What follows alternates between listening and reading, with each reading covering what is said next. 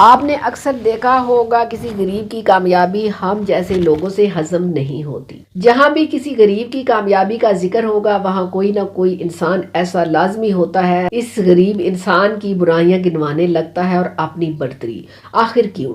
ये फर्क किस लिए? क्या किसी गरीब को कामयाब होता हुआ हम नहीं देख सकते? शायद ये डर खाए जा रहा होता है कि कहीं ये हमसे आगे न निकल जाए। ये देखिए भाई, हमें वही मिलता है जो हमारे नसीब में लिखा होता है। फिर भी हम जितने मर्जी हाथ पैर मार ले, अगर हमारे नसीब में इज्जत ही लिखी है तो हमें मिल के रहेगी। ऊपर वाला एक बेहतरीन मुनसफ है। बस ये हम लोग ही हैं जो बुरी नीयत रखते हैं, किसी गरीब की राह में रुकावट डालते। ऐसा करने से जिल्लत ही हमारे नसीब में आती है। दूसरों की खुशियों में खुश रहिए, दूसरों की खुशियों में खुश रहना सीखिए। बेशक अल्लाह ऐसे लोगों को पसंद फरमाता है।